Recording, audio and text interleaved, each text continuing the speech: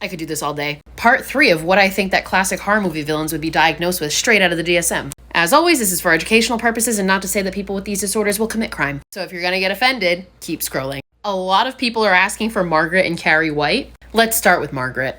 I would for sure argue that Margaret White has some untreated psychotic disorder, and I think the more that she aged and isolated, it just worsened. My best guess for her would be a delusional disorder. Margaret White is absolutely suffering from religious delusions. There's multiple categories of delusions, one of which is grandiose delusions. And with grandiose type delusions, the common theme is that the person has some sort of great insight or has made some important discovery. And these types of delusions sometimes have religious themes. Now, the reason I say delusional disorder and not schizophrenia is because she doesn't really seem to have any hallucinations or negative symptoms or disorganized speech. Now, if she is having religious hallucinations, so for example, maybe she's having an auditory hallucination thinking that the voice of God is speaking to her. With delusional disorder, hallucinations can be present if the hallucination is a direct result of the delusion. So just because somebody has hallucinations and delusions does not automatically mean that they're schizophrenic. Another part of the criteria of having a delusional disorder is that apart from the impact of the delusion, the person's behavior is not exactly bizarre. And I think Margaret might have started out that way, but then her life was just taken over by these religious delusions and obviously then put on her daughter. Which leads me to Carrie White. I do not think that Carrie White has any sort of mental disorder, and I fully will stand by the fact that Carrie was a mere victim in this situation. Am I saying that she should have killed all those people? No, but also,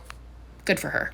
The only thing I think Carrie might have been diagnosed with eventually would be PTSD as a result of constantly being berated and abused by her mother and relentlessly bullied. Justice for Carrie.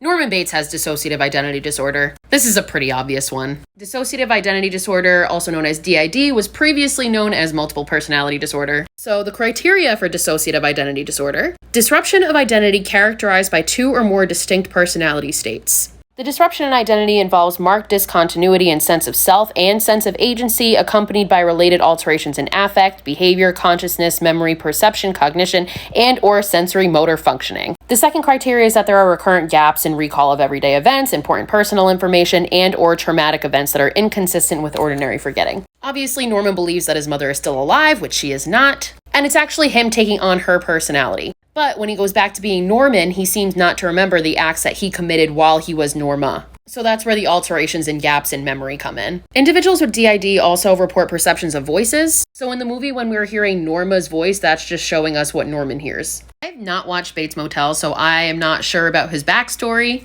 But about 90% of people with DID have experienced some sort of childhood abuse or neglect. So I bet Norma wasn't that nice to him. Let me know if you want more. Okay, bye.